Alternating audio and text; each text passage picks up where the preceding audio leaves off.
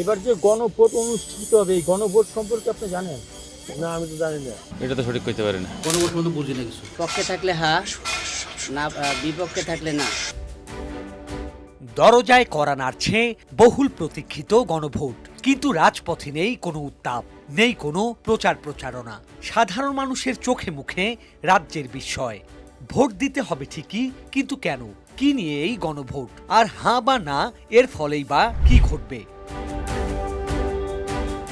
রাজনীতির মাঠে বড় দলগুলোর হাক ডাক শোনা গেলেও বাস্তবে মাঠ পর্যায়ে তার প্রতিফলন শূন্য।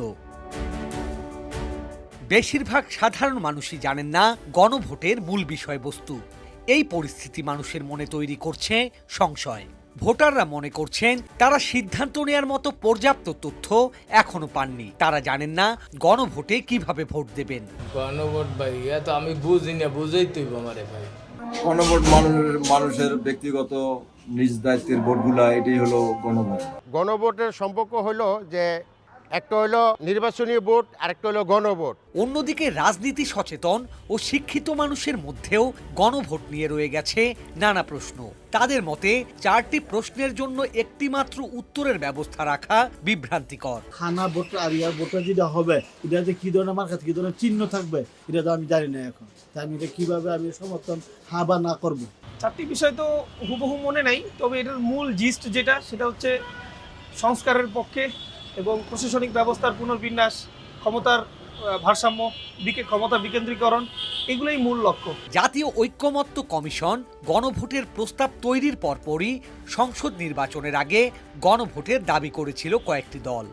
গণভোটে হাঁ ভোটের পক্ষে প্রচার চালানোর কথাও বলেছিল তারা, কিন্তু তারাও এখন মাঠে নেই।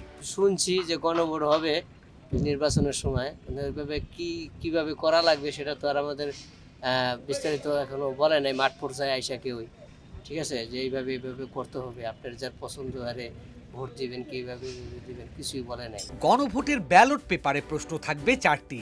এগুলো হচ্ছে: জুলাই সনদের আলোকে তত্ত্বাবধায়ক সরকার ও নির্বাচন কমিশন গঠন করা হবে, সংসদে 100 আসনের উচ্চ কক্ষ সৃষ্টি করা হবে, প্রধানমন্ত্রীর মেয়াদ সীমিত করা সহ জাতীয় ঐক্যমত্য কমিশনে একমত হওয়া বিষয়গুলো বাধ্যতামূলকভাবে কার্যকর করতে হবে, এবং জুলাই সনদে বর্ণিত অন্যান্য সংস্কার রাজনৈতিক দলের অঙ্গীকার অনুসারে বাস্তবায়ন করতে হবে।